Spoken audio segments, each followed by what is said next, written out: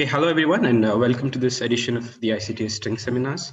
Today we have Nava Gaddam with us from Utrecht, and he's going to talk to us about the black hole Eikonal and the information paradox. So over to you, Nava. Yes, thank you very much. I'm very happy to be giving this talk. Glad that there are all of you to listen to me. I hope I'll make it worthwhile. Um, yeah, and I will talk about what I will define to be the black hole Eikonal phase in quantum gravity, and I hope to convince you that it has something non-trivial to say about the information paradox in this talk.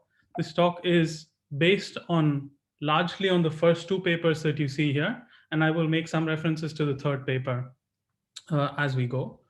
Um, an introduction to the names here. So Nico Groenenboom was a master's student of mine who's just finished his master's and this week begins a PhD to continue working with me on what I'm going to discuss today.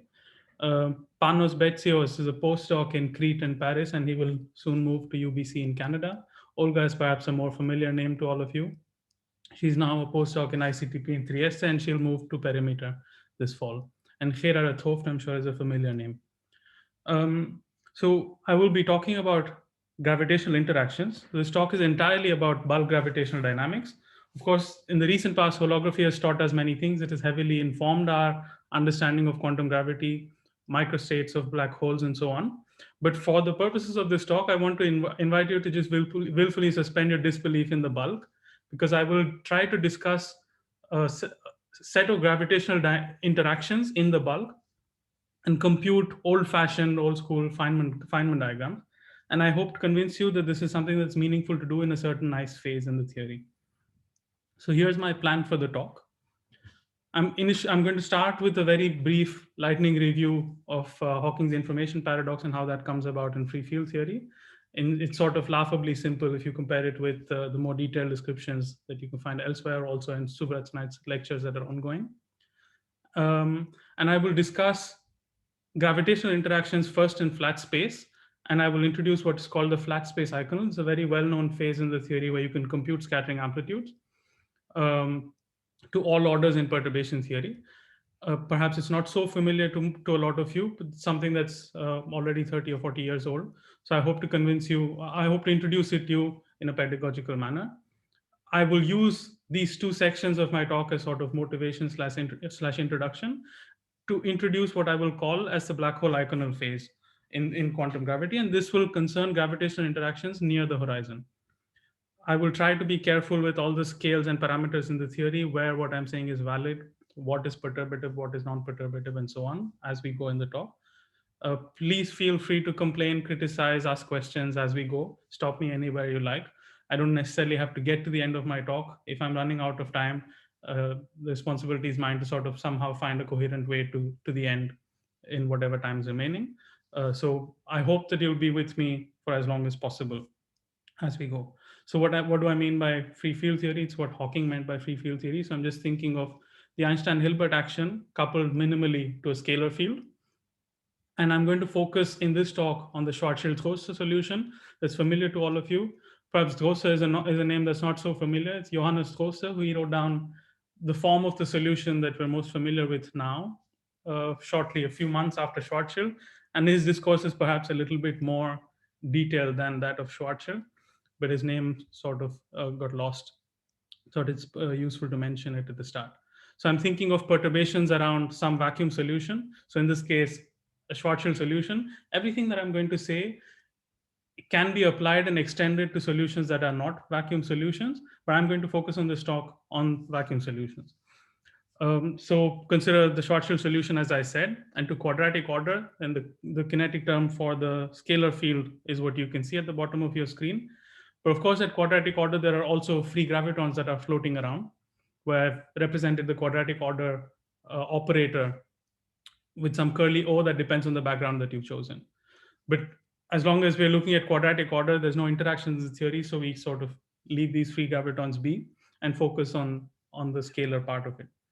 So I'm going to move on to the Klein-Gordon equation, and we can use spherical symmetry just as Hawking did to reduce the problem or to reduce the equation into something that's one-dimensional by expanding the modes, expanding the field in partial waves and plane waves. That gives you as you can see in the last line, a one-dimensional equation in terms of a tortoise coordinate r star that's convenient for some purposes. The important thing that I want to point out is that there's a classical gravitational potential that arises here, which I wrote as VL. It's called the Regge-Wheeler potential, and depends on the partial wave in question. And the interesting thing about it is, of course, that it has a maximum. And this maximum is a little further away than the horizon. So if the horizon is at 2 GM, that maximum is at 3 GM. Why is it useful? It's useful because there's a small subtlety here. This potential does not really have a maximum for the L equals 0 mode, but I'll try to stay agnostic about L for most of the talk. So I'll just be general about any L. Why is this useful? Because it allows for a certain separation of scales in the game. To solve for this analytically in some closed form is complicated. So the separation of scales is very useful. And here's what I mean. Here's a schematic that I'm going to use over and over again in the talk. I have a plot of the. So I'm going to plot the radial coordinate on the horizontal axis. And if you're far away on the right of the diagram, far to the right of this graph, then the distances from the horizon are much larger than the maximum or the tip of the potential. So essentially, it's like studying asymptotic physics near infinity. So you're in more or less flat space. You're oblivious to the presence of the black hole. On the opposite extreme, if you will, if you're an external observer, is if you're arbitrarily close to the horizon, so say within Planck distance. We don't really know microscopic degrees of freedom at such short distances, of course, but it's been sort of useful to think about physics in this regime. A couple of words that I could throw away at this point are, for example, the brick wall model or the stretched horizon and so on.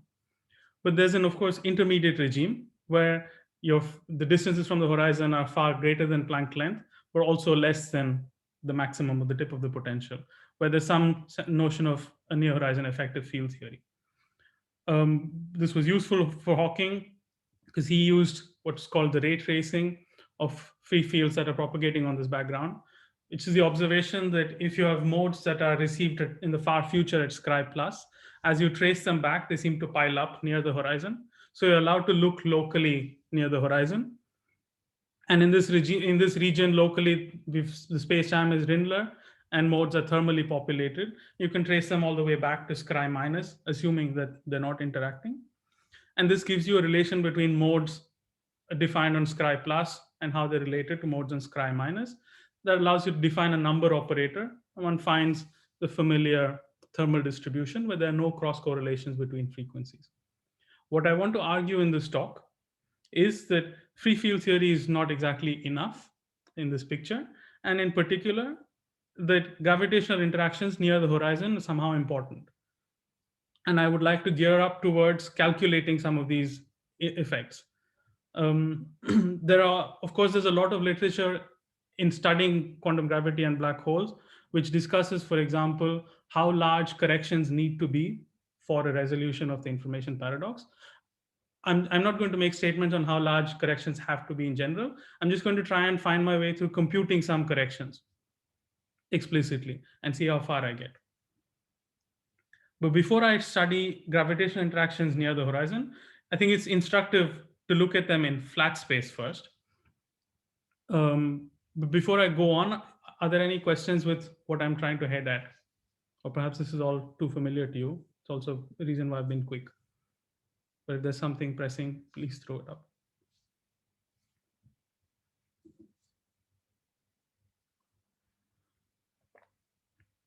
Okay, if not, what do I mean by gravitational interactions? How do you introduce them in the theory? So here's a putative path integral again, where now I've explicitly written down the quadratic operator for the free gravitons. I'm now looking at perturbations around a vacuum solution. And there's a canonical way to add interactions terms, which are as follows. So you have a cubic term, for example, that couples the graviton to the stress tensor of the scalar field. And you have quartic interactions, and then you have self-interaction terms for the graviton and so on.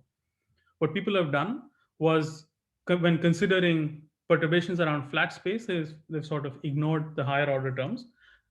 Towards the end, can discuss how well justified this is. But for now, just stay with me, and please feel free to raise this question if you find this problematic as we go. And people focused on this 3-point interaction. When you're computing perturbations, of course, you have to be careful with the gauge. The metric perturbations have 10 degrees of freedom, so you can fix 4 of them and you're left with 6 off-shell physical degrees of freedom. And you do that with the familiar de Donder or the covariant gauge. Because the background is very simple, the Feynman rules can be relatively easily written down. And now you have essentially one interaction vertex to play with. So what you can do is um, this is sort of a definition of what is called the flat space Eikonal regime, where you define your Mandelstam variables S and T. So S measures the center of mass energy of the collision or the interaction, and T is the momentum transfer. And you focus on the large S regime compared to T. And importantly, one also focuses on energies of collisions that are far greater than the Planck energy. You might worry about this, but the reason why this is okay is because there's an additional important assumption that goes into these calculations, which is to say that impact parameters of these collisions are very large, so larger than any other scale in the theory. I'll draw a little picture as to what I mean by this in a couple of slides. But the consequence of large impact parameters and the large S regime is that momentum transfer is very negligible. And yet collision energies can be ultra high. The consequence of this is that in this regime, the diagrams that dominate in your 2 to 2 scattering amplitudes, for example, are what are called the ladder diagrams. So the one on the far bottom left is the tree level diagram. The next two are one loop diagrams, where remember that in the third diagram, the gravitons are not talking to each other, they're not self-interacting, because I've ignored all the higher order terms. And then the last diagram you see is a two loop one, there are 6 of those, and then so on. How do you think of these interactions? Here's a Penrose diagram. So think of a very fast or very light particle that's in red, that's moving along some null coordinate. And think of a test particle that's in green, that's interacting with this.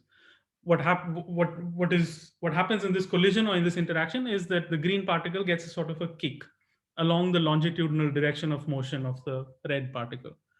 And if the particles are light, the energy associated with this collision is of the order of 1 over g Newton times the test mass of the particle. So this can be extremely high if the particle is very light. However, naively, if extremely high energy collisions are problematic because we don't know the microscopic theory. So it's important that there's some approximation, and that's the large transfer separation. By that, I just mean that on the sheet, they look like they collide, but then perpendicular to your screens, there's a large transfer separation between the two particles. So you can think of two very light particles that are traveling at the speed of light, but if they're extremely far away, if the energies of the collisions are very small, then they're essentially as good as not interacting gravitationally. But if they're the same light particles and very well separated in the transverse direction, and if the collision energies are extremely large, then the claim is that there is still some interaction, gravitational interaction, that's calculable. Sorry, I have a question. Yes. So in the previous slide, I guess the solid lines were these particles, which could be maybe some matter particles, and the wavy lines are the gravitons. Is that correct? Yes, that's right. So they're all built out of the 3-point interaction, which has one graviton. So you have at every interaction is one graviton with 2 scalar lines or 2 matter lines. Fine. And it's a combination of all of them. And there's a proof that the higher order graviton vortices do not matter and the self interactions of the graviton do not matter. Like it can be shown that this is the only set of diagrams that matter in the full theory of gravity. Yes, but please hold your thought. I will get back to this in 2 or 3 slides. Okay. I will make this more precise with what I mean by this. So great. So here's one way to think about the collision. But now you can also ask, is there some way that this is represented as a nonlinear solution to Einstein's equations? This is something that you've probably heard of as a shock wave. And this is actually a more general property. It's a very interesting story of how such collisions or interactions can be represented as nonlinear solutions to Einstein's equations. But I won't have time to get into that side of it. But there's a very nice, interesting long history of this in this subject. The first such solutions were the Eichelberg-Sechsel and Penrose solutions. And you can do the same thing on a black hole background that was done by Drey and 't Hooft. And more recently, Thibaut Damour and collaborators and a lot of people since have been trying to explore the relation between on-shell scattering amplitudes and how they manifest themselves as nonlinear solutions to Einstein's equations. And I don't understand all of it myself, but it's something that I thought is useful to mention. So in this regime, one can compute all of these diagrams, the Feynman diagrams. It turns out that one can actually resum all of them to all orders in perturbation theory. Naively, you might worry that if you have such virtual gravitons, which are off shell, that this would you'd be worried about non-renormalizability of the theory. It turns out that in this regime, all the gravitons are a zero momentum. So all the exchange gravitons are soft. That has a consequence that you don't have to integrate over all graviton momenta, and so there's some soft sector where it's important to distinguish between the usual soft story that's doing the rounds these days, where you have external soft legs, but here I just mean virtual soft gravitons that are being exchanged. And so that allows you to calculate these diagrams to all orders, and the amplitude can be written down in a fairly simple fashion. So the parameters here that you see are S is a Mandelstam variable, T is the same, G Newton is what it is, but there's a new parameter mu that's been introduced, and this is because when you have on-shell virtual gravitons, you have an infrared divergence, and that has to be regulated by an infrared parameter, a regulator, and that can be thought of as some sort of a graviton mass. It's something that you have to put in by hand, but the amplitude is what it is. And perhaps this is a good moment to make this comment, Subra. So if you include higher order terms, a lot of them will have derivatives.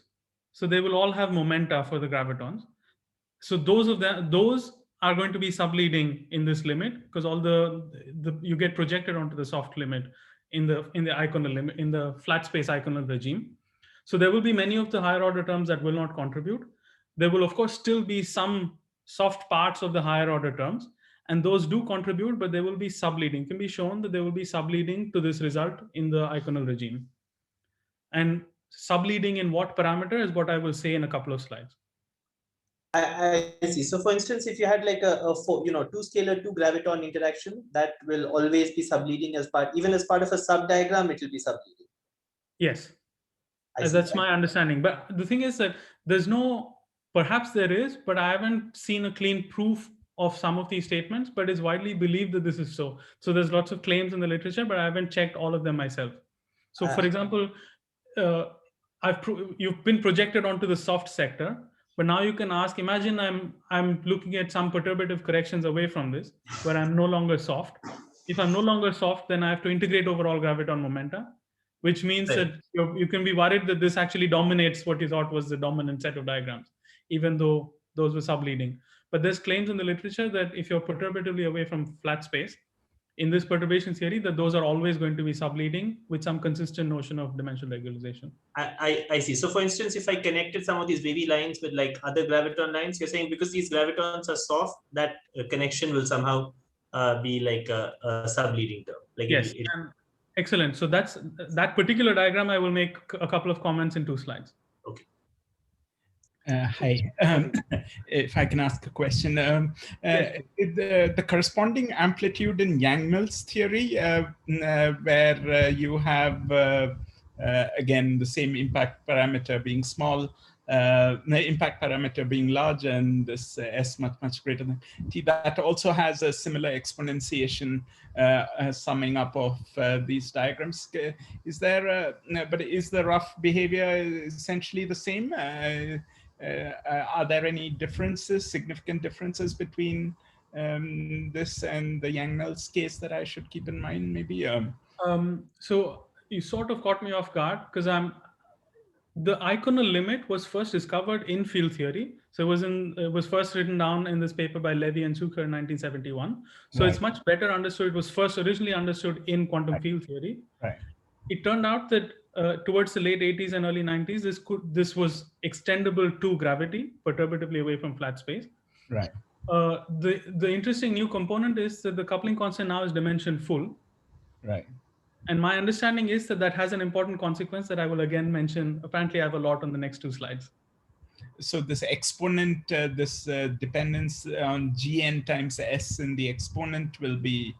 That's identical, exactly.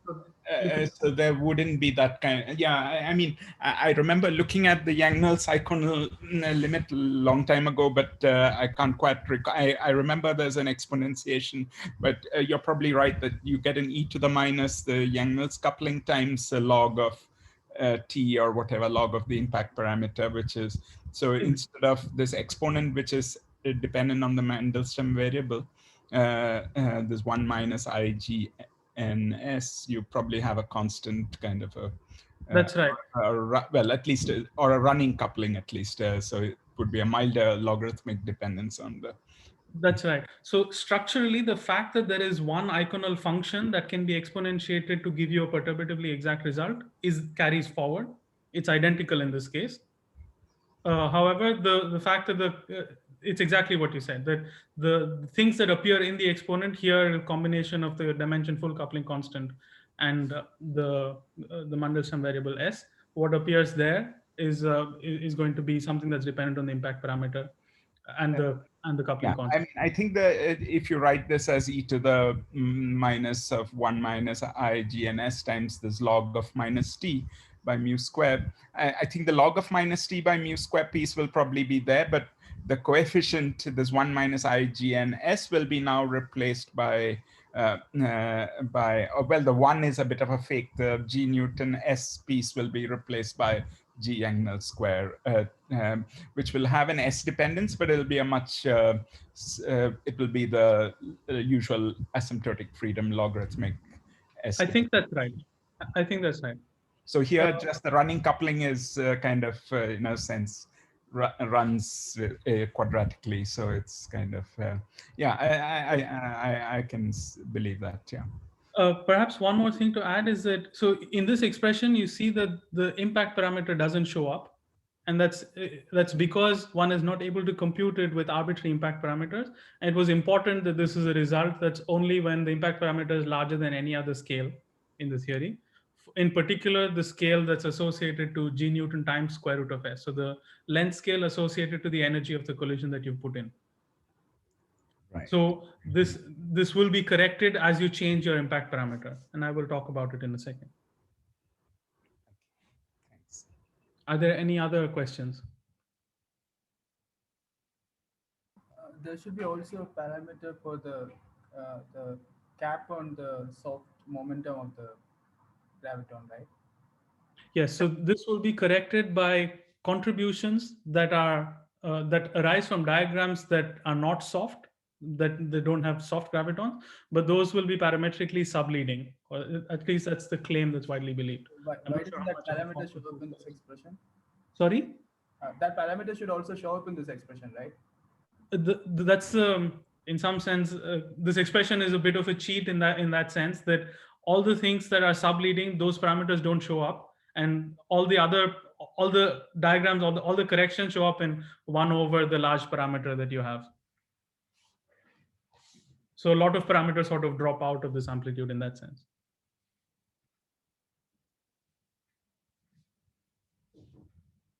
Are there any other concerns? Okay, so if not, here's a couple of naive observations. So it looks like there's some nice amplitude, but there's no particle creation. It appears that we've extracted some form of Planckian physics from effective field theory, and you'd wonder whether quantum gravity is so easy. Of course not, and that's because we know that there are black holes in the game. And where are the black holes here? And this is where the impact parameter becomes important. It turns out that when impact parameters reach the scale, the length scale associated to the energy that you put into the collision, that the Eikonal amplitudes get a correction that diverge. So this amplitude gets an additional term that comes from g Newton times square root of s over b, for example, and all the terms that arise from those corrections diverge in the large S, or the large collision energy regime. So this was interpreted by Amati, Ciafaloni, Veneziano, and a lot of others as an indication that there's an intermediate state that's being produced, that there is this divergence, and therefore one finds it difficult to go beyond this Eikonal regime to capture impact parameters. One way to think of that is that as you have particles that are fast separated, as you bring them closer, you expect that at some point they will start to form a black hole. when you have high energy collisions. And this intermediate state, in some sense, they wanted to interpret it as a black hole that was being produced. But precisely when you begin to do that, the amplitudes that you could calculate as perturbations away from flat space began to diverge. And one way in which you can interpret this as a difference, or as a way to distinguish between field theories, that gravity seems to be special in that quantum effects not only arise due to large momentum transfers, but also due to emergent scales in the game. So for example, for energy that's square root of s that you've put into your collision, g Newton times this energy is some length scale that seems to emerge, some black hole that forms with this length scale that's already visible in the classical theory.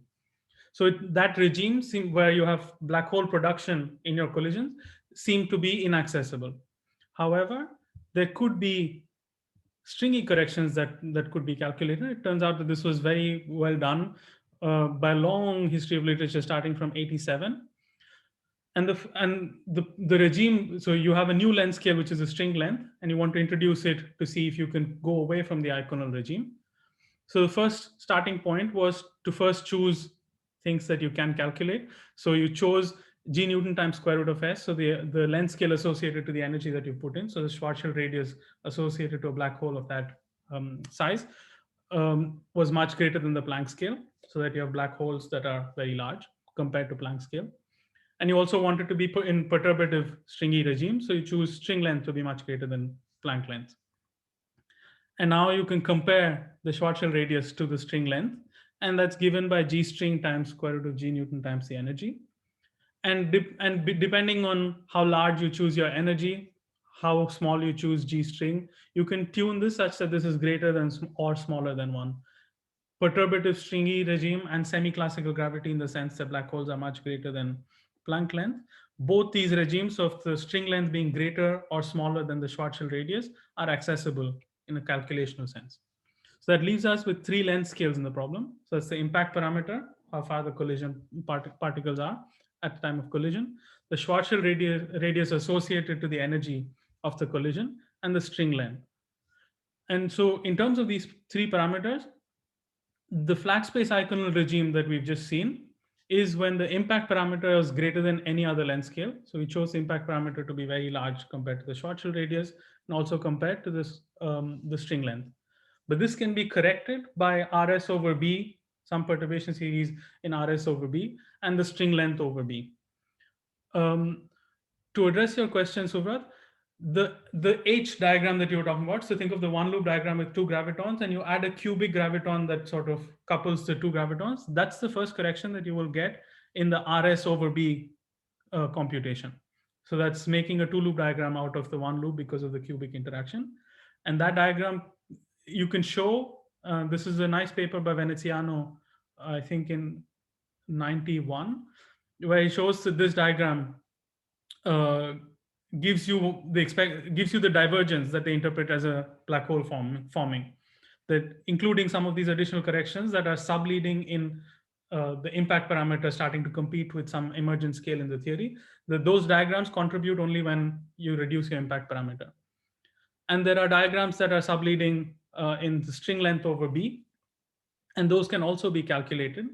What's interesting, perhaps if you're not an expert, unusual or unexpected, is that both of these corrections can also be exponentiated in the same Eikonal sense, that you compute certain, there's one function which when exponentiated captures a perturbatively exact series. But as you go, but those don't capture all the effects that are subleading in these parameters. So they capture some part of it, but it seemed to be very difficult to go beyond this perturbative corrections to the Eikonal limit. However, there's an interesting other regime where stringy effects dominate classical black hole production. So where you do something that's perhaps a little unusual, which is to take the string length to be much greater than the Schwarzschild radius, and also the string length to be much greater than the impact parameter.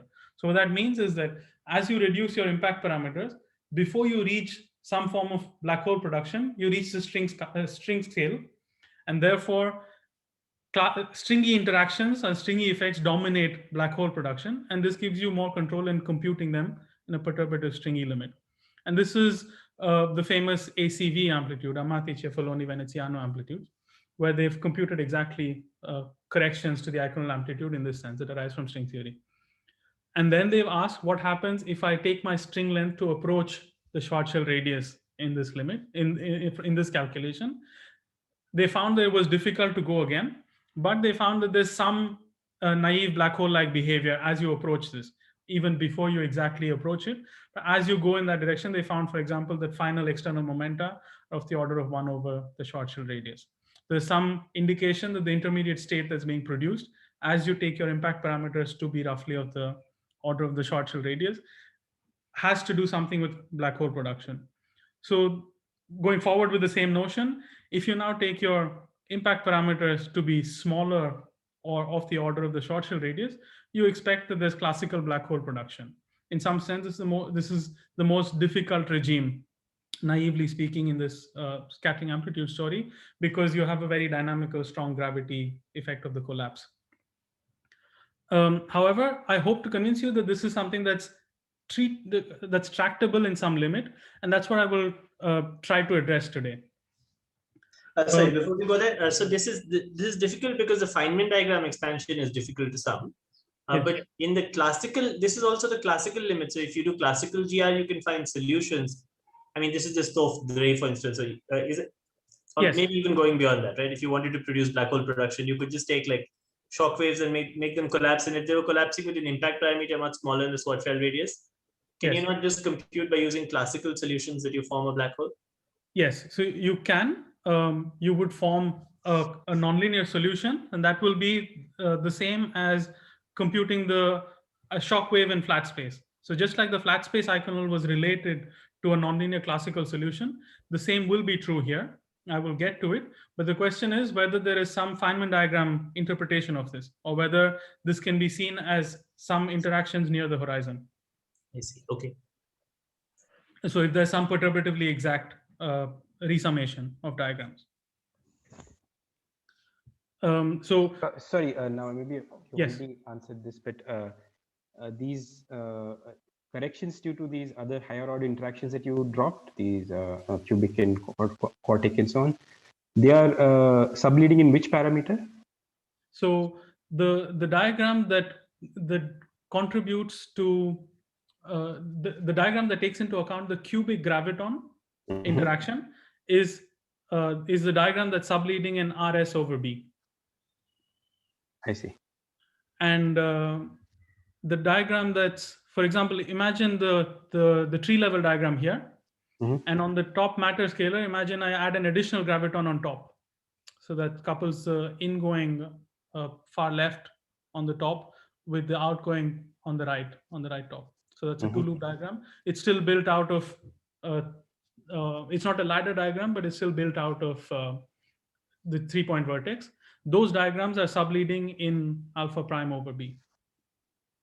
So there's some consistent understanding of what you need to put in and what parameter these are subleading in. And there's a more detailed understanding of this than I'm explaining to you now, because you can ask what happens as you go to higher and higher order, for example, the quartic coupling with the scalar and the gravitons and so on. Yeah. And they've been shown to be subleading. I don't remember off the top of my head every single diagram and how they correlate with all the interaction terms. But there's a nice paper by Veneziano. He's written very nice papers. I can't remember which one it was. I think it's called Scattering at Planckian Energies, that came after the famous Amatrici Faloni Veneziano papers, where they describe some of these in a very nice way. Are there any other questions?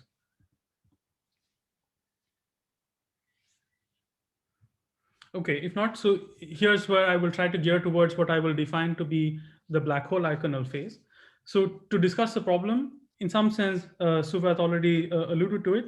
What you'd like to do in an ideal world is, for example, find a classical solution that's time dependent, that's formed by a collapsing star, for example, or shock waves. And on this background, you'd like to find the graviton propagator, compute some notion of Eikonal amplitudes, similar to what we did in flat space, then verify if scattering amplitudes are unitary, what happens on this when you're able to compute things with arbitrary impact parameters. If you chose just flat space, as we saw, you run into trouble. That reducing impact parameters is complicated. So you might wonder what happens if you were to take a more complete solution that captures collapse.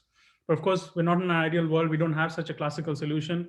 Even if we were to have such a solution, computing the graviton propagator is extremely difficult. And then it's not clear if you chose some random background like that, that's not very simple if there is a notion of an Eikonal limit. So what do we do? What we have at hand is the Schwarzschild solution itself. I've already cheated because I've put in this extra year to suggest that this black hole could evaporate. But what's interesting with the fact that I want to appeal to is that as you take your impact parameters to be smaller or of the order of the Schwarzschild radius, there's already something interesting that happens classically, which is that an apparent horizon forms. So imagine you have some null collapsing matter that's going from V equals V0 to V1. If you're an observer, if you're an infalling particle that's falling in close to V1, you see that an apparent horizon is already formed, and that's rapidly growing in the process of collapse. But if you're close enough to the end of the collapse, that apparent horizon begins to agree fairly well with the event horizon. Of course, if you go far beyond the collapse, it's harder to distinguish the two. But already during the collapse, as long as you're towards the end, that you can approximate you can imagine that there's a black hole that's already growing, and it's almost like the Schwarzschild horizon as you fall in, if you're sort of the last infalling particle. So what I want to do, or what I want to compute by the end of this talk, is to suggest that there are interactions that are identical to what we saw in the flat space Eikonal regime, but not in flat space, but near the horizon, where ingoing particles exchange virtual gravitons with outgoing particles, and that this amplitude is unitary. That's what I want to get to at the end. So in contrast to like a classical Cauchy problem, these metric fluctuations, these virtual gravitons become important, and that I want to suggest that they leave an imprint on the far future of all the matter that went in. Of course, if you ask me the same question of what happens if I push the red line or the red ingoing particle closer to V0, approximating it by studying it on a Schwarzschild background is no longer valid because the metric is very dynamical. However, I will show you I will interpret at the end from the result that this is the choosing something that's near V1 is still good enough for a specific reason. And I will get to that at the end. So drawn a different way. So you can ask, in this case, there's a virtual, I actually got disconnected for a minute right now, but the blue line is virtual, but the black line, the second line, that's actually a real particle falling in. Yes. So yeah. So the black null matter is the classical matter that's falling into collapse. Right. I've just drawn in red one of those particles that's falling in. And the green particles are what I think of as early Hawking quanta that's coming out of the black hole that is formed. And I want to suggest that they interact with some virtual gravitons. Fine. So those are the early Hawking quanta. So, but you said if you push things close to V0, it becomes difficult. The question is, what if you push things closer to the end of collapse? Then that's exactly the regime. What I want to say is most under control, because then I'm allowed to just think of the metric as just a Schwarzschild metric and not something that's time dependent and growing. I see, but there's no real infalling matter.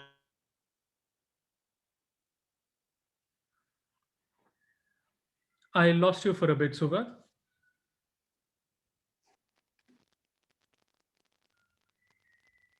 Does somebody else hear me? Yeah, looks like Sugat might have gotten disconnected. Okay, maybe we can give him a few seconds to see if he... Yeah. Sorry, I think I got disconnected. Yeah, indeed. So I heard you until when you said there's no infalling matter towards the end. Yeah. So if you go towards if you go towards the end of the place where the event horizon is meeting the black line, so when the black hole is is a mature black hole, then there's no more infalling matter any longer. Yes. So yeah. So I want to think of all the infalling matter as extending from V0 to V1.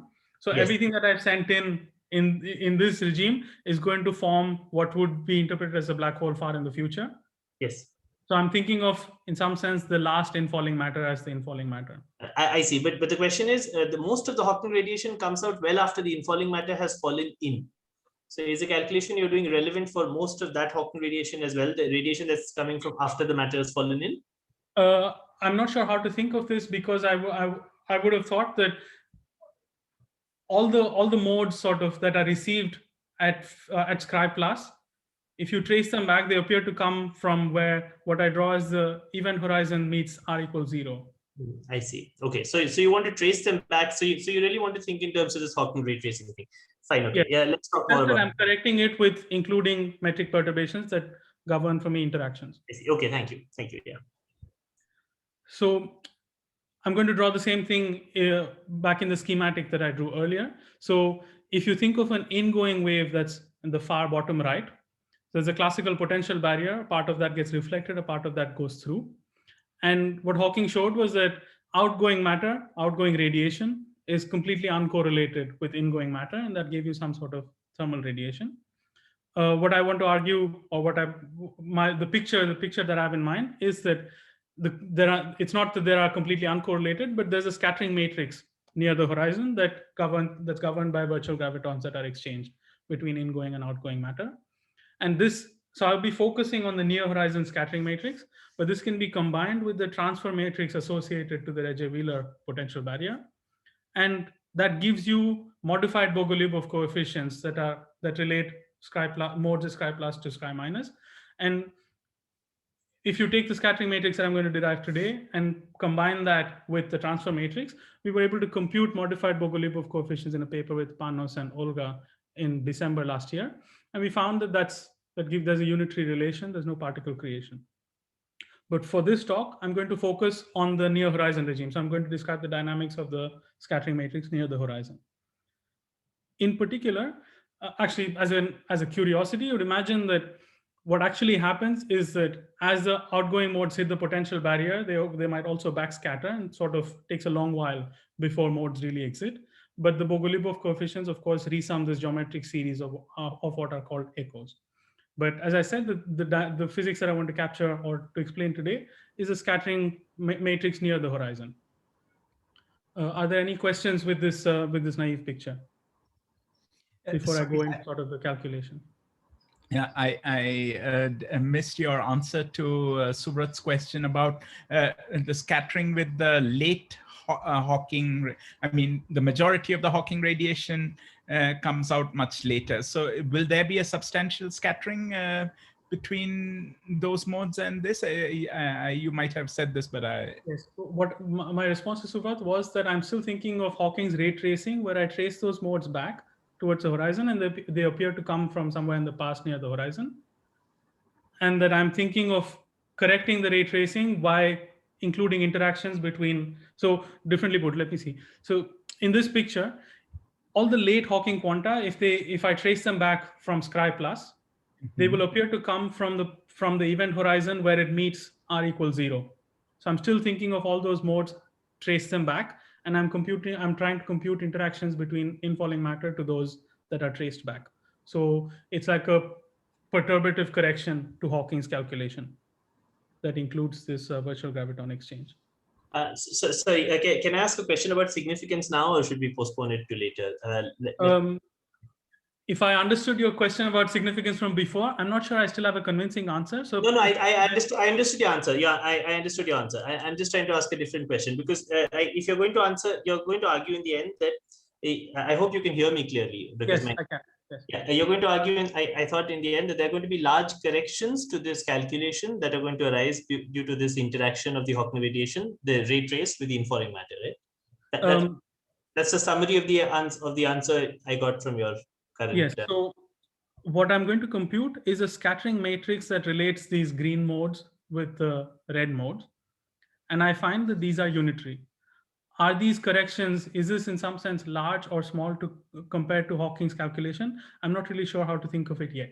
So the only picture that I have in mind is that if I take away the wiggly line in the right diagram here, that I would do what Hawking did. Whereas now if I include these wiggly lines, then I would have a unitary relation between ingoing and outgoing matter. And I interpret that as a unitary relation between ingoing and outgoing modes. Is this large, small? I don't really have a. Yeah, in the principle, the question would be, let's say I guess you could also do this in ADS, for instance, right? It would be the same calculation. So let's say you took a black hole in ADS, and let's say you looked at 2-point functions of some simple fields like the stress tensor at late times. Mhm. The point is that even if the details of Hawking's calculation are wrong, which I think is very plausible, one would still expect in general considerations that the 2-point function at late times becomes thermal. So the thing is that it might be that for a specific initial state one does the calculation, but in general for a once one averages over initial infalling matter and so on, one ends up restoring the thermality. Is that maybe I can ask you this later? This might take you too far. I think, why don't you complete the calculation and we'll discuss later? yes. So I might have some thoughts on how to think of this. It's not clear if what I'm going to say is correct or not. So perhaps it's best to postpone it towards the end. Okay, great. So what I'm going to do now is, in a couple of slides, sort of gear towards what I will call the black hole Eikonal phase. So instead of starting with flat space, I'm going to start with some spherically symmetric solution. So a specific choice of A of u comma v is going to be your Schwarzschild metric. And it turns out that the covariant or the Donner gauge couples different partial waves, different spherical harmonics. So and I want to use or exploit spherical symmetry as much as I can. Turns out there's a nice gauge invented by Regge and Wheeler that fits the bill. And in that gauge, metric perturbations can be split as you see in red. So your 10 degrees of freedom are split into even and odd parity gravitons. So HAB is a 2x2 symmetric matrix, so that has 3 degrees of freedom. K is a scalar on the transverse sphere, so that's 4. And the other 2 physical off-shell degrees of freedom lie in the odd parity graviton.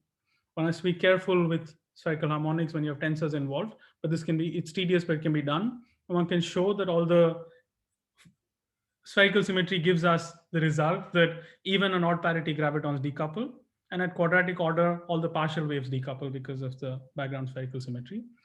Moreover, it can be shown, again, it's a long calculation, but it can be shown explicitly, and you can find the details in this paper, that if you choose your transverse momenta to be small, that the odd parity graviton does not contribute as long as transverse momenta are small.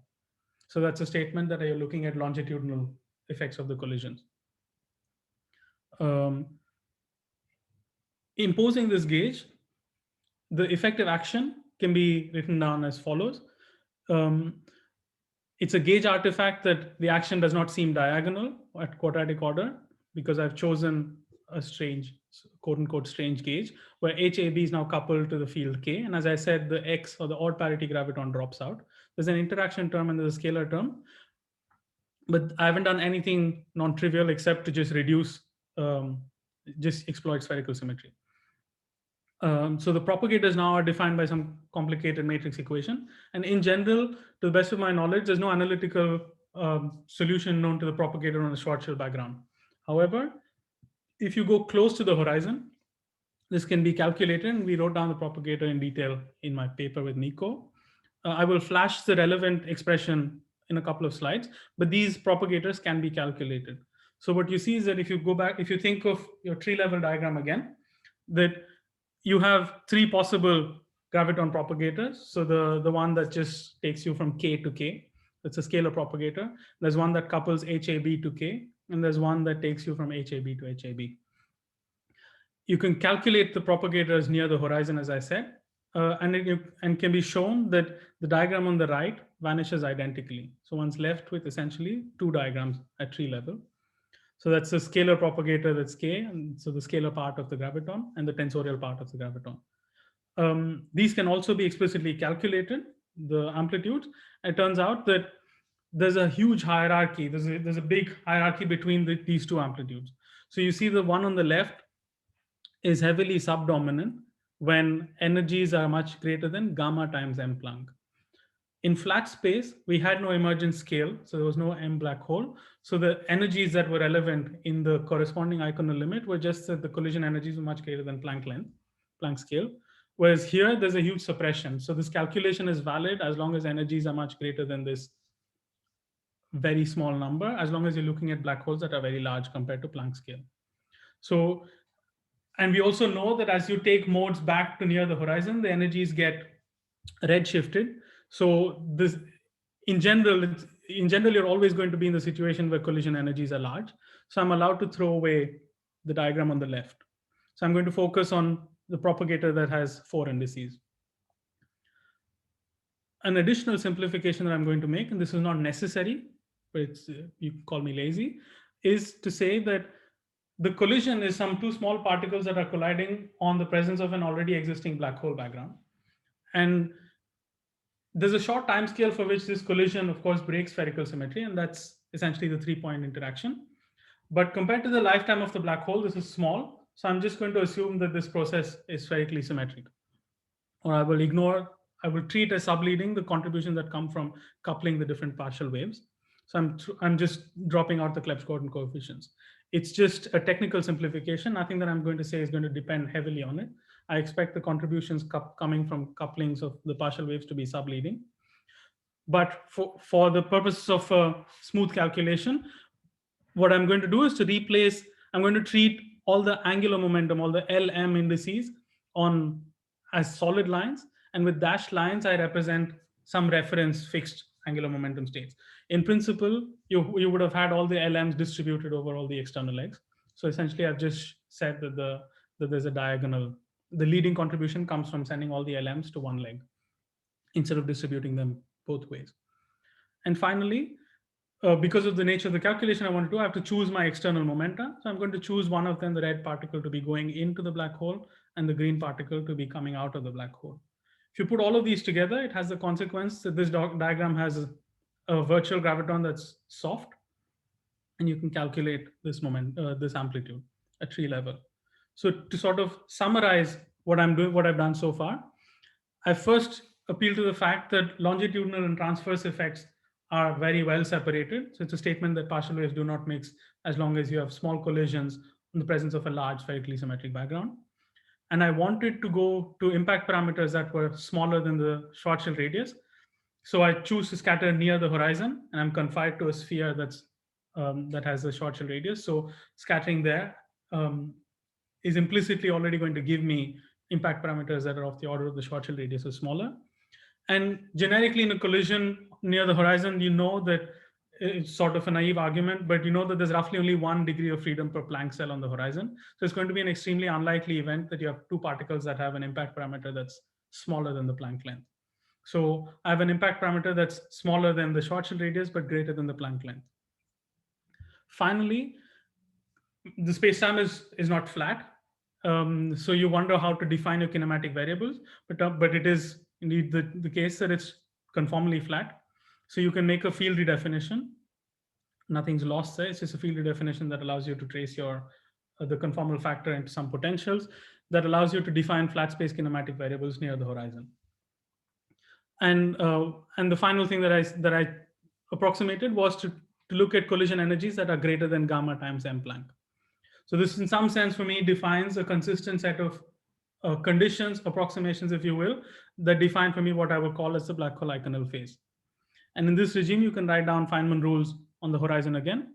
And as I said before, the solid lines are the ones that carry some LM indices. So that's your scalar propagator. There's the dashed one, there's a solid one. There's a graviton propagator that's on the top right of your screens. It's interesting to look at it.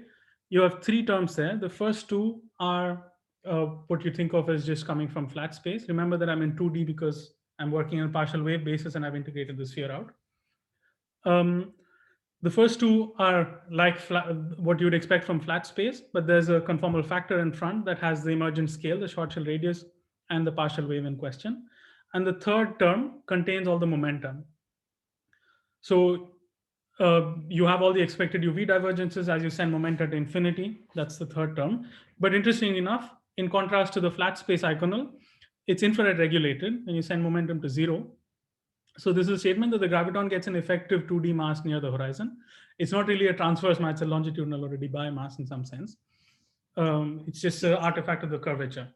The 4D graviton is still massless. Yes, Suva. Sorry, Nico. I'm sorry. I'm really sorry that yeah. I'm going to ask a slightly basic question. If you just think of the black hole geometry, then there is one way you can specify data, which is by specifying data that's smooth at the future horizon and specifying data that's smooth at future null infinity.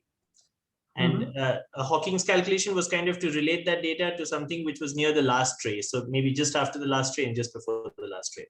Can I interpret your calculation as saying that, let's say I think of the state on past null infinity and I make some excitations, then you're now going to compute for me in terms of these states which are defined as with data at the future horizon and at sky plus what the final state is. Mm-hmm. Is that a way to understand what you're doing? I think so. I think so. Okay, so I can really take, so the, I guess we'll agree that near, so at late times there's some expansion which you can write down, which is probably a good expansion in terms of approximately free fields, and at early times near the last tray there's some expansion. Yes. And these P1, P2 I should think of as coming from as thinking of that as matrix. So those are your in states. Yes. And the ones later are the out states. Is that correct? Yes. Yes. Okay. Fine. Okay. Thank you. Yeah.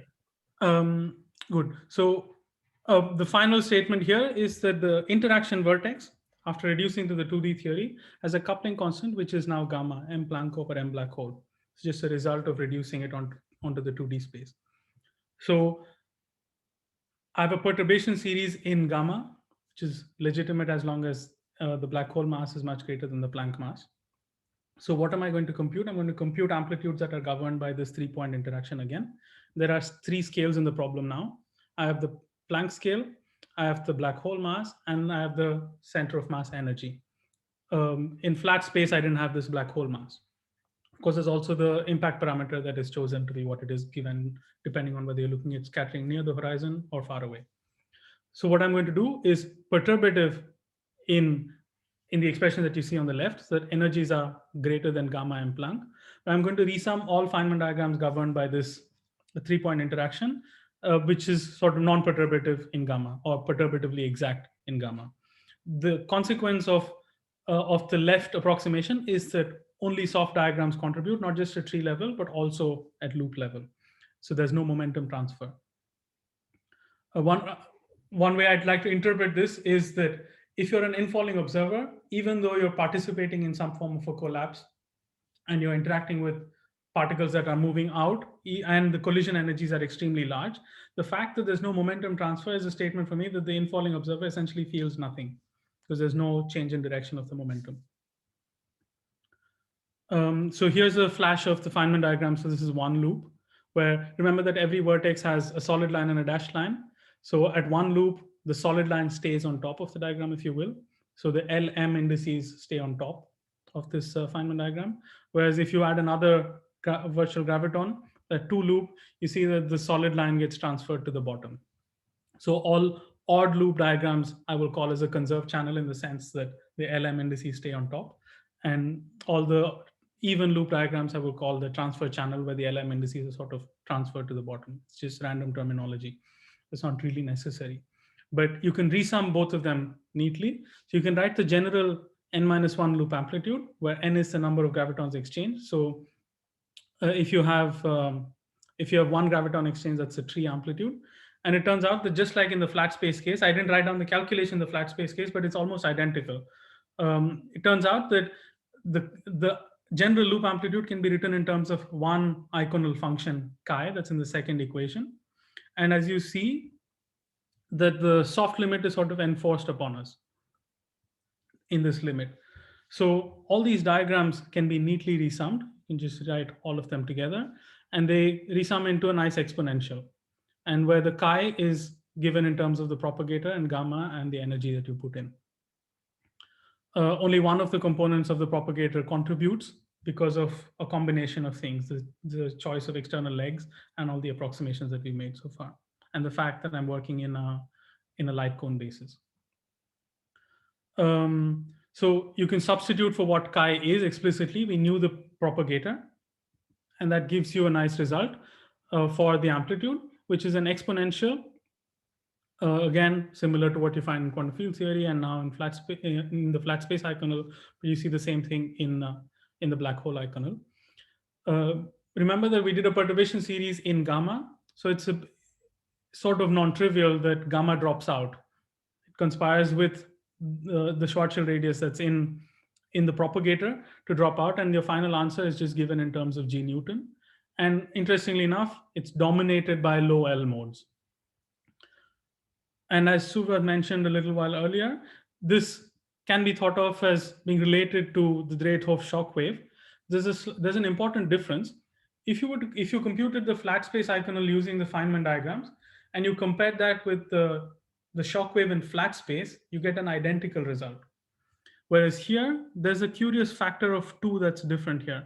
If you were to do the shockwave result calculation, you get an L squared plus L plus 1. Whereas if you do the Feynman diagram calculation, there's an L squared plus L plus 2.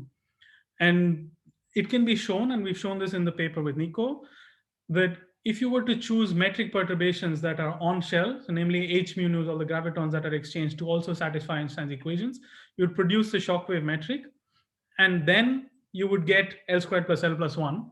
But if you allow for arbitrary off-shell metric perturbations, it's a little remarkable that you naively think that you should get something dramatically different, but it's remarkable that it only renormalizes this factor in front. So this factor is not wrong, but it just turns out that if you do the same calculation near the black hole horizon, that there are some off-shell metric graviton perturbations that become important. They're particularly important for the 0L mode. It's a factor of 2. Was there a question? Yeah, sorry. Someone else have a question? Go ahead, please. I can ask it there. Hi, actually, I had a question. So in the flat space Eikonal, you have the IR regulator, right? Yes. So here, I guess because these are not super soft modes, you don't have a IR regulator in the final result, or? No, I'm in the soft. All the virtual gravitons are completely soft, and the reason why there's no IR regulator is because the size of the horizon provides for an IR regulator. The propagator has a effective graviton mass, as you see here. Okay, it's the scalar mode with the mass that is contributing. Is that contributing in the final result? Actually the tensorial. Tensor mode with the massive tensor mode. Yeah. Exactly. Thanks. Yeah, so I also had a question. If I understood your answer correctly, in the limit that G Newton goes to 0, this answer will go to 0, right? Yes. And that's because this is, I guess, the 1 plus IN. The full S matrix is 1 plus IN. Yes. And so if you wanted to recover Hawking's result, you should just take this answer and set G Newton to 0, right? So Hawking's result in this notation is just 1. Yes. Is that correct? Yes. That is correct? Yes. Okay. And so Hawking's result is that, and the reason it's 1 is because he's just doing geometric ray tracing, so he doesn't bother about scattering at all. He just says, rays which are after the last ray go into the horizon, rays which are before the last ray come to the propagate freely to null infinity. And you're saying that, okay, there's a 1 plus this term, which one needs to be careful about. Yes. Remember that this is just a near horizon scattering, and this still needs to be combined with the classical potential to write it as modes at Scri plus and how they relate to Scri minus. Right. I haven't written the Bogolyubov coefficients. Right. But this would be indeed, as you say, it's just going to be 1. Right. Yeah. Thanks. So I'm at the end of my talk. What would I like you to take away? I hope I've convinced you that there's a nice, interesting phase in quantum gravity, which I called the black hole Eikonal, where you could compute scattering amplitudes near the horizon. It's different from the flat space Eikonal, and the fact that there's amplitudes that are unitary, I've interpreted this as the information paradox being resolved in the sense that ingoing modes are related to the outgoing modes. There's still something that I'm not sure I'm able to convincingly answer, which was Subhat's question about generic states in ADSFT, but let's talk about that in a moment. I want to also appeal to the fact that there was no UV completion necessary in this calculation because the virtual gravitons were soft and all the other contributions seem to be subleading. The fact that even though collision energies are extremely high, the fact that in this regime, the scattering amplitudes are dominated by zero momentum transfer is a statement that the infalling particle feels no change in momentum. So I'm not sure if this is the most general notion of firewalls, but I would interpret this as saying that the infalling particle in this calculation at least experiences no drama. There's, of course, some modifications to what you think of as quasi-normal modes and chaos and so on that arise from combining this scattering matrix with the classical potential. And we've discussed that in the paper with Panos and Olga in December, but I haven't discussed them in this talk. And what can you do further from this? At tree level, I've dropped one diagram which had the K propagator, which had the scalar mode that was subleading. In the black hole Eikonal regime. So you could imagine trying to compute perturbative corrections to this result by including those diagrams. Perhaps you might not be as lucky to be able to resum all of them to all orders in perturbation series, but you can start asking questions of what happens at 1 loop, 2 loop, and so on. And if there's some UV hints that you can extract from computing those. You can again include string length as a new parameter in the game. And remember that I told you that the ratio between the Schwarzschild radius and the string length can be tuned one way or another to be large or small to compute things in semi-classical theories in perturbative stringy calculations. That would be somewhat like all corrections or all extensions of the flat space Eikonal can in principle be repeated with the tools that I presented here. So in particular, you could try to think of doing something like the ACV calculation by including stringy corrections. It's a little non-trivial or unusual to think of entropy in a unitary scattering process, but given the ubiquity of the black hole entropy, you might wonder why that comes about and how this fits into the story, or perhaps more detailed questions of the infalling observer, or some appeal to some notions of antipodal identification that Thoft has proposed, and so on. You could also think of including additional standard model fields, higher order interactions. Everything that I've done is near the horizon, so there's nothing that prevents you from doing this in ADS. In fact, it's technically and conceptually doable.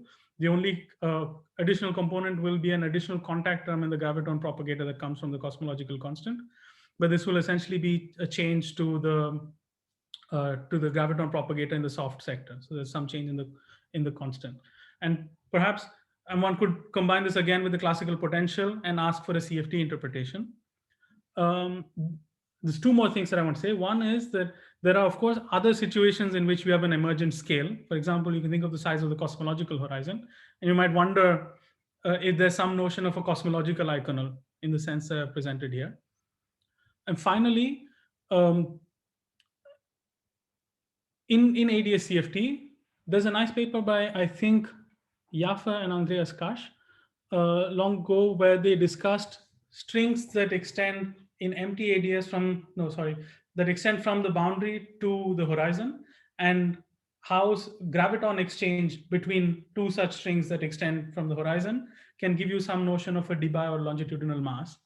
And that's, I would interpret that perhaps there could be some notion of that can be repeated to see what observable and what is the perturbation series that corresponds to these gravitational interactions in the bulk, to see how that modifies, for example, observables or correlators in the boundary. I don't have a more detailed way of thinking about it or how to interpret that, but that's a calculation that would be interesting to do or to see to answer the question that Subhat has raised earlier in the talk.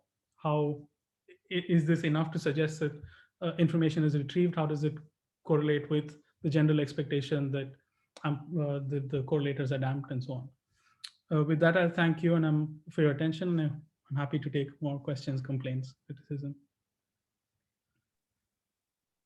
Thanks, Nava. That was a really nice talk. Thank you. Maybe we can all unmute ourselves and clap for Nava. We have this reactions feature in the new Zoom, no? For this. This thing. Huh. Yeah, exactly. Yeah. I've never tried this. Yeah, this is good. Yeah. Okay. I have a question actually. Yes, okay. So thank you very much. That was very, very nice, and your calculation is really beautiful. But the question I have is about the unitarity. You see, in what you said, you have a non-trivial S matrix, and then that non-trivial S matrix you're asking is unitary. Right?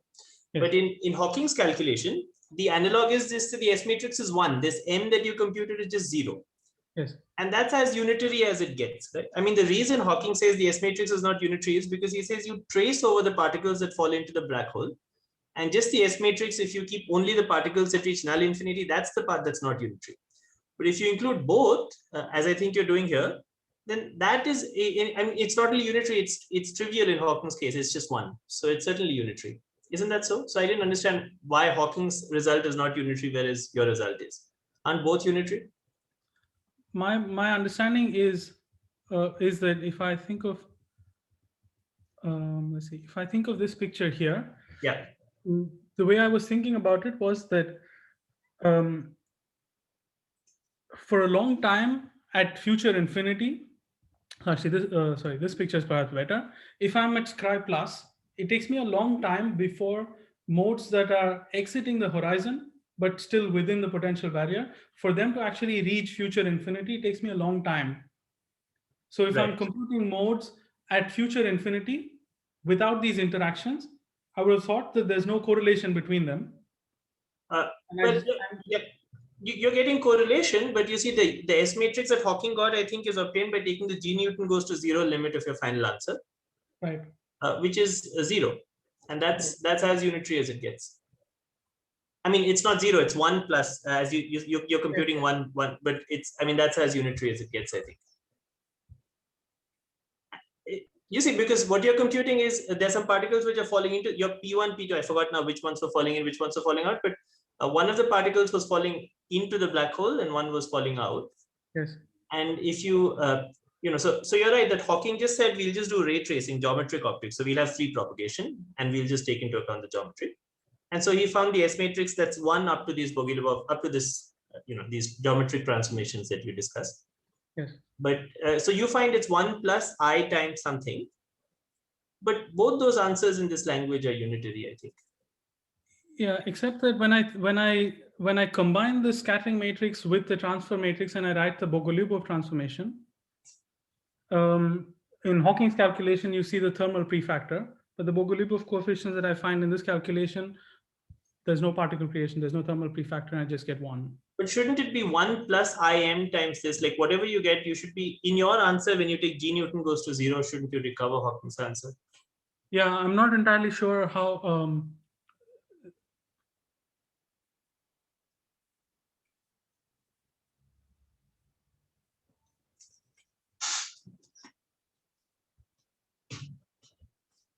Yeah, I'm not really sure because.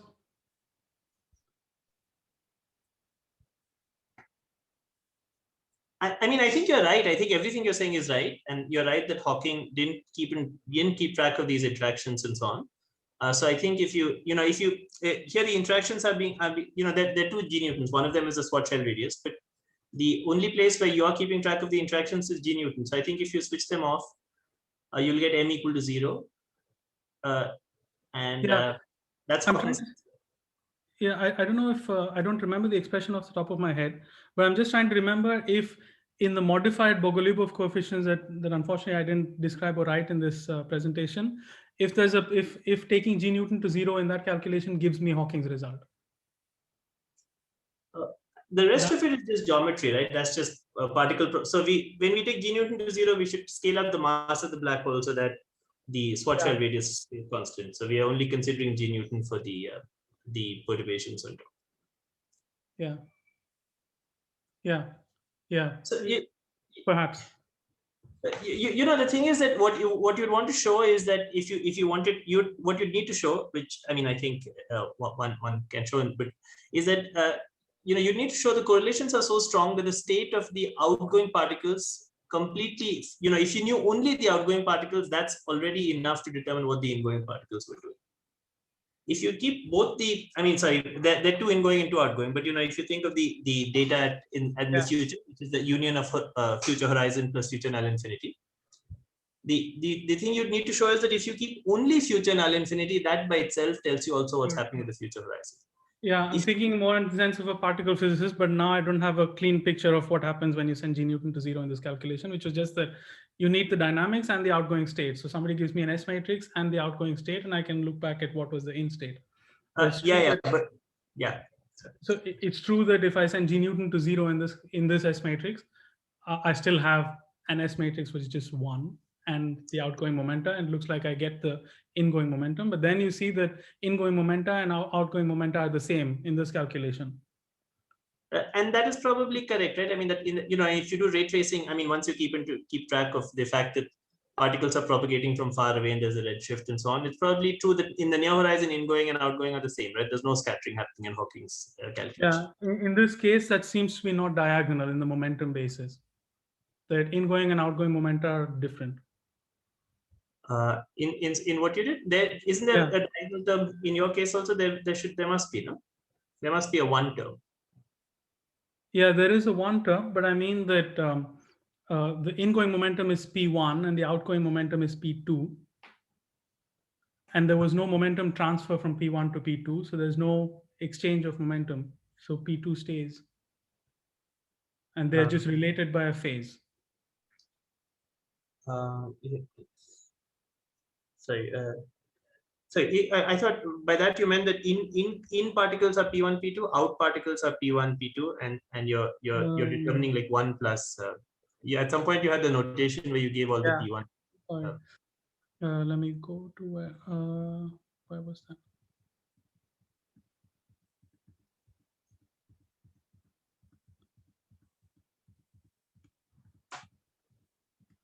Yeah.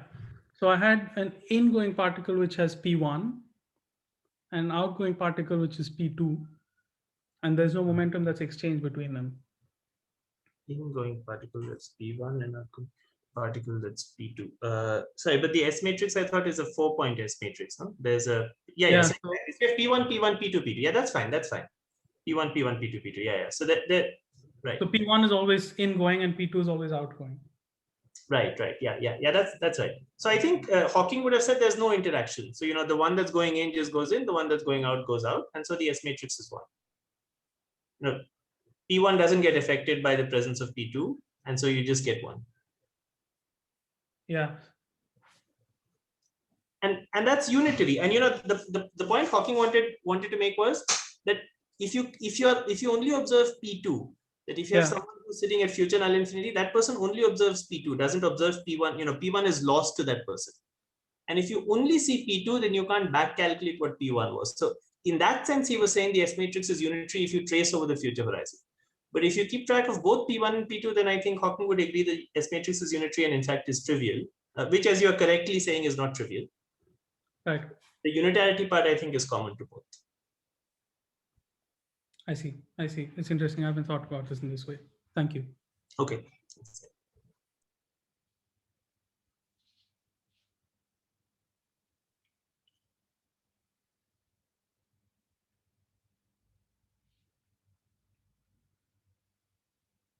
Are there any other questions, perhaps? So now in the usual flat space Eikonal, there are these infinitely many extra poles we get, right? Which are related to the bound state. There's some interpretation of them as bounds. Yes. So here the analytic structure is it looks much more simpler than the flat space. Yeah, it's sort of deceptive because of the fact that I've chosen Kruskal momenta to write the amplitude. So perhaps what you're referring to is if I flash the flat space Eikonal. Yeah.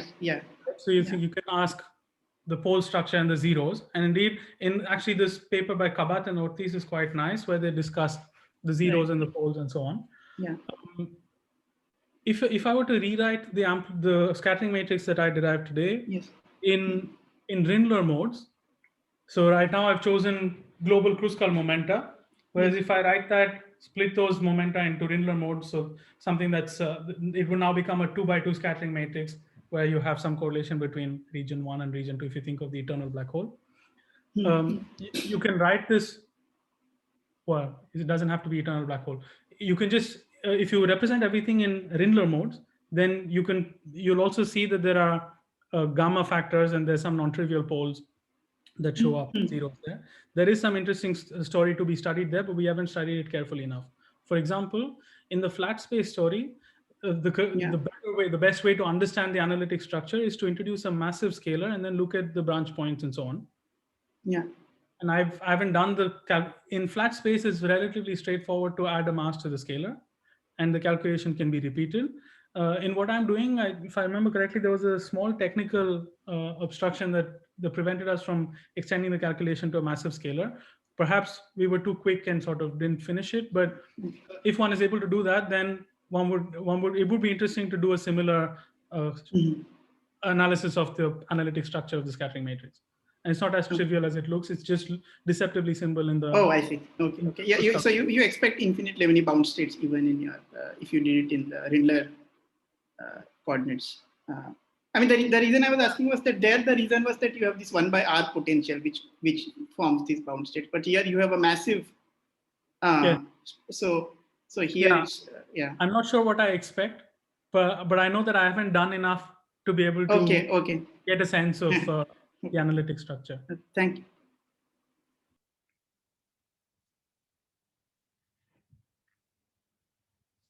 Hi Nava. Hi Hi, Tol. Can I give just a comment on that? Because, I mean, in our last paper, more or less, this is what we did with the quasi-normal modes, right? The poles of the amplitude that one computes, one's corrected with the propagation up to scri plus and scri minus. Essentially, when you try to see where these poles are, you find essentially the quasi-normal modes or how the object decays, right? Yes. And the low complex imaginary plane. So that's more or less the interpretation we gave. I see. Okay. Yeah, I'm just not sure how complete that is because I mean, naively, you would think that the correct way to study the analytic structure is to introduce a mass, look at the branch points, and look at all the contours that you can take and so on. Yeah, the quasi-normal poles may come from the Regge-Wheeler part of the. Exactly. I mean, there may be extra poles here because of. Yes. Right. You need to combine also these near horizon pieces. Yes. So now, can you say a little bit more about the firewall that you said in the last slide? The fact. Yeah, what I had in mind was just that the infalling particle just falls straight in. It doesn't get. It's interacting with the outgoing mode. It's exchanging gravitons, but the momentum just doesn't change. So as an infalling particle, it experiences essentially nothing, even though it's sort of related by a pure phase. But this is the particle which is towards the end of the collapse, right? What if you looked at, as you were saying, in a dynamical geometries, where you are close to V0 rather than V1, for example. Yeah. So good. So if you were close to V0, if you believe that the physics is dominated as long as you're greater than Planck size with a black hole, if you believe that the soft sector dominates, which it seems to be here, if somebody gave me a more complicated metric that's time dependent, essentially what would change is the zero momentum soft piece of the graviton propagator in that background. I see. Okay. So the constant that I have used here will probably get changed to something else. But there's no dynamical difference in some sense, at least in the soft sector. So the fact that I'm close to V1 is just because I don't have the graviton propagator, but in the soft sector, I expect it to just be a change in some constants. Okay, thanks. So then it would really, so no firewall for any observer. Yeah, I'm not sure how complete of a discussion this is as far as firewalls are concerned. Thank you. Yeah, actually, there's an interesting thing related to this firewall thing for, so let's say you did this in ADS, right, for a big black hole. I think maybe we discussed this at some point earlier.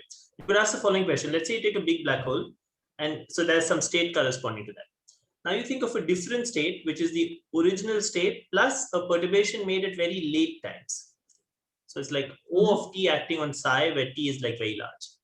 Now think of an infalling observer in this state, who falls in at very large negative t. So like O of t prime at very large negative t. Now, if you just naively took the Stanford-Shankar calculation, you would have said there's a very large center of mass energy between these two. And so the infalling observer will see a huge black hole. Will actually hit something very energetic. And that's very puzzling because, almost any state in a thermal theory has some excitation if you go to late enough times. And so, so it would suggest that, for almost any state, your infalling observer would hit some high energy quanta. Are you saying that that's not correct because this Stoff-Drey computation somehow does this correct this Stoff-Drey computation also in some sense? Yes, it adds off-shell metric perturbations to the Drey-Stoff calculation. And that changes the answer from being something that's growing to something that becomes a phase. Is that correct? No. What I'm saying is that the energies of collisions can still be very high. Yes. However, the interaction is governed by soft gravitons. So the momenta of these particles are not changing. So the infalling particle doesn't change its direction because it's colliding with something that's in a very energetic fashion. It's different frame of reference, Shubhra. The one is the one that is outside. So from the point of view of the outside observer, this looks something very energetic, but the one that falls inside has a different notion of time, right? So from this point of view, it's not a very energetic collision. I see, but let's say you redid the Stanford. Yeah, sorry. The same thing is also for Stanford's computation, right? If you stay from outside, you have a different notion of time. This is why you find all these exponentials. You use essentially the exponential coordinates. But for an infalling observer, they have different notion of clock. I see. Yes. So Stanford and Shankar would have suggested if you take these two shock waves, like one at very early times, one at very late times, They collide in the new geometry is one where there's a black hole that's formed when they collapse. Maybe it's just behind the horizon. So an infalling observer like hits a black hole, but you're saying that's not correct. That's what you get by doing the classical shock waves. Yes, the amplitude that I get is exactly very similar to the classical shock wave. But does it correct this experience as what you said? Sorry, I was trying to understand what. What I'm trying to say is that the classical shock wave can be interpreted as arising from interactions near the horizon, where ingoing and outgoing particles may have energetic collisions, but their directions or their momenta don't change. So if you're asking, I'm falling in, am I going to hit something and move in a different direction? That's not going to happen. And that's the representation of the shock wave, which is that you interact with outgoing particles, but with soft gravitons. So your experience is essentially as if you talk to nobody in the sense of your momentum. Okay, thank you.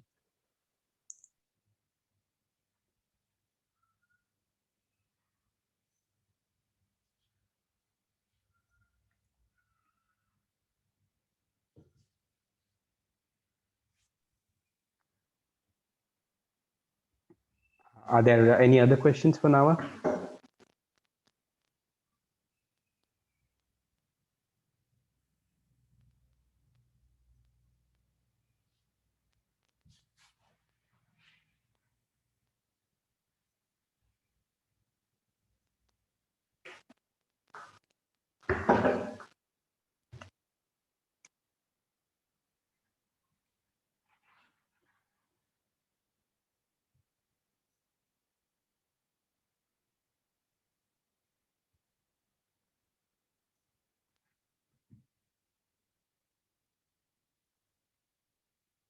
Well, okay, if I guess there are no more questions, then we can, let me just thank Nava again.